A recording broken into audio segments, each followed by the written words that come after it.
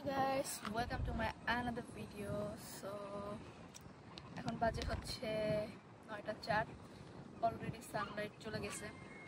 Winter যে চলে আসতেছে, এটা কি মাস? অগস্ট মাস চলতেছে, বাট উইন্টার অলরেডি চলে আসছে, এটা বোঝা যাচ্ছে কারণ আমরা সানলাইট কমে আসতেছে। আরও যত সামনে আগাবে তত ডার্ক আরও আসবে। ডিসেম্বর মাসে লিটারালি 4টার সময় খাখা রাত 2টার মতো লাগে বাংলাদেশে।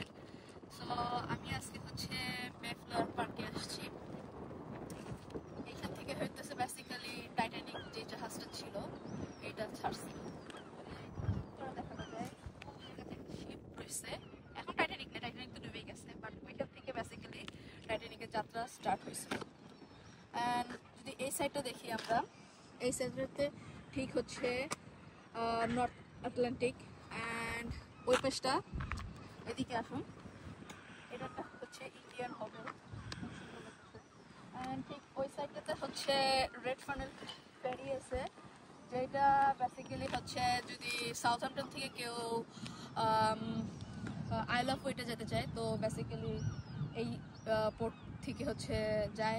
আর একটা প্লেস আছে, সেটা হইতেছে বনমাত্র দিক থেকেও যাওয়া যায় অ্যান্ড পোর্টসমাউথ থেকে। তো এই তিনটা প্লেস থেকে আমার কাছে মনে হচ্ছে পোর্টসমাউথ থেকে হচ্ছে আইল অফ ওয়েট কাছে, তারপর সাউথহ্যাম্পটন অ্যান্ড দেন বনমাউথ।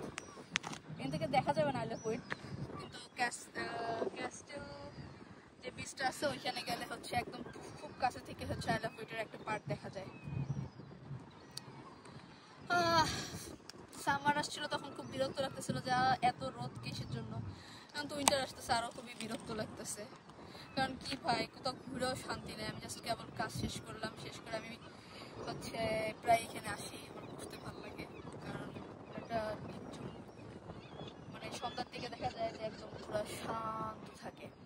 তো এখানে বসে বসে থিঙ্ক করতে অনেক ভালো লাগে। তো আমি ভাবলাম যে যেহেতু বসে আছি সো একটা ভিডিও আপলোড করে ফেলি।